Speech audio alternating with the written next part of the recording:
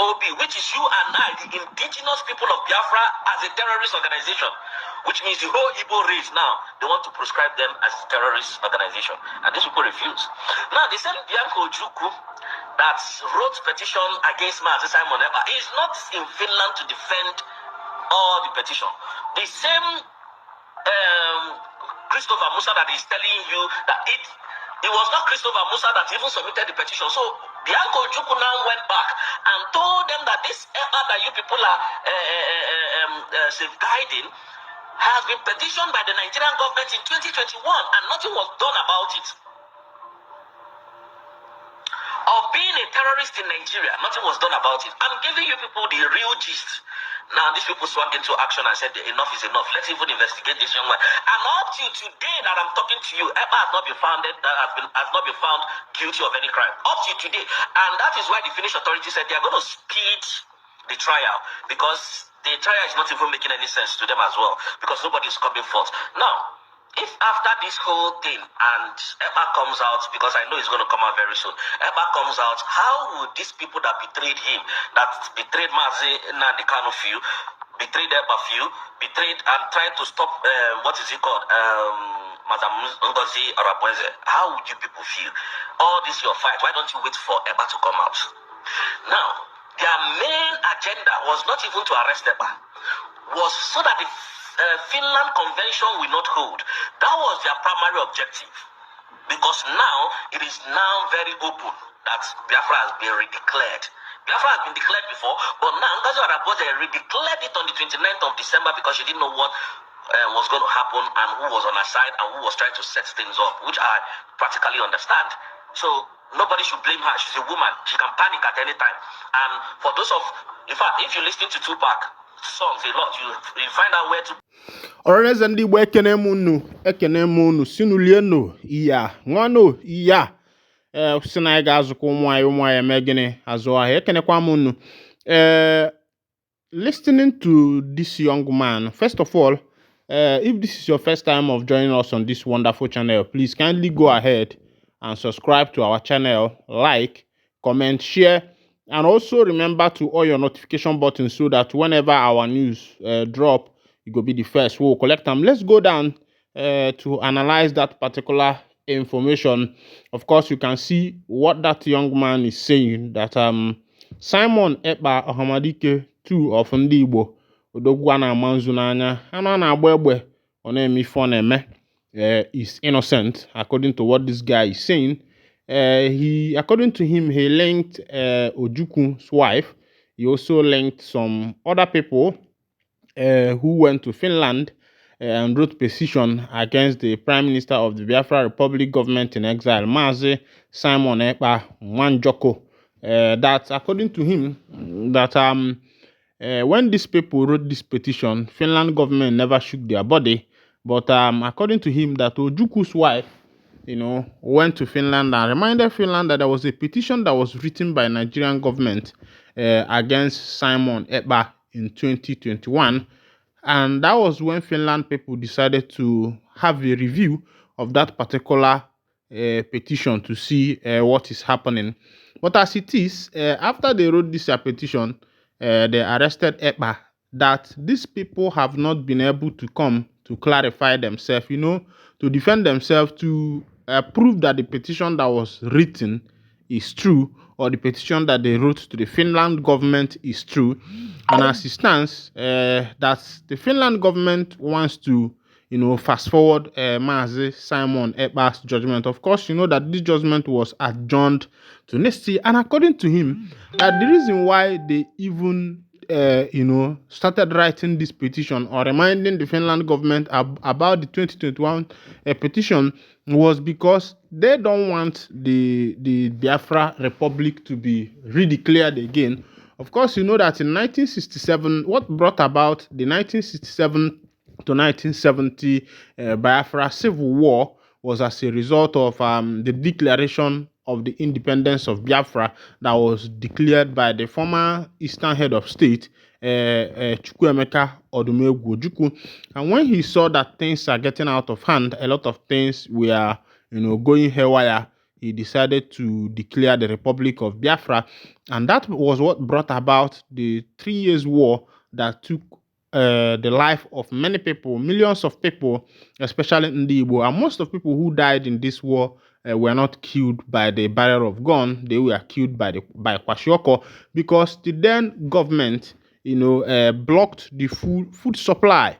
They blockade every food supply that was coming into the southeastern part of Nigeria, and people started lacking. That was even when the what is it called, Ebonyi State salt was discovered. Of course, you know that Ndi Igbo are very talented people. Even some weapons, the Ogbunigwe you are hearing about today, was discovered as a result of that 1967 to 1970 Biafra civil war, because the Biafrans had no means of procuring arms, ngwa ọgụ, ngwa agha. Mgbe aka ha bidozi wee bịa tụtaba alo ịlụba Ogbunigwe.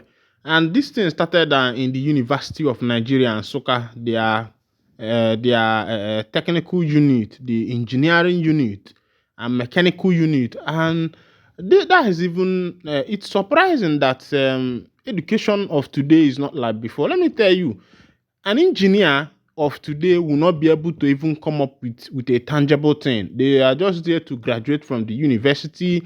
There are no more, machines, chemicals, and all these things that are used for practical. Could you imagine as far back as 1967 that these people were able to produce Ogbunigwe in the University of Nigeria, Nsukka, UNN Nsukka? These people were able to produce Ogbunigwe, and even there were some cars that were built by them. That was when they started, using things like this palm oil and the rest of them to power their cars. The Biafrans built a lot of things by themselves, even cars, even guns, and the rest of them. Ngwa ha used then. Mana aju, kedu ife mezili our university system, our educational system? When I was in school, when I was in secondary school, there was this particular subject that is called Intro-Tech. The full meaning is Introductory Technology. While you are in school, in Intro-Tech is part of theory and practical. You do theory, you do practical. That is why some schools that are called GTCs and the rest of them, you see them, once your child graduates from there, they can be able to start up a life. And that was how our educational system was then. But I am wondering at what happened. What happened to our educational system? Because as it stands now, the only thing we see now is just, what is it called? It's just everybody's just reading, feeding the brain without feeding you just feed the brain. You're not feeding the mind. You're not feeding your hands. What you are even reading about, you're not seeing. But back to what we are discussing. And after that, the reason why these people even wrote this petition was that they don't want this redeclaration of the Biafra independence or the Biafra referendum. And, another issue is that I don't know why Ndi Igbo are always making themselves available to be used. Why should it be Ojuku's wife? Why should it be him? Why should it be him? I mean her. That's my question. Why should it be her? Why should it be her that took this step? Why should it be her? Does it mean that Ndi Igbo does not even have a say, that they have practically become servants to the Fulanese, servants to the Yorubas, servants to the Hausas? Because the Yorubas, the Fulanese, the Hausas are they are more or so like the ones who are controlling this nation. And that is why this crying of marginalization might not stop until this Biafra nation is achieved. Because after the war, the 1967 to 1970 war, the then head of state, Gowon, declared no victor, no vanquish. That's nobody is the victor of this particular battle. That was what he declared.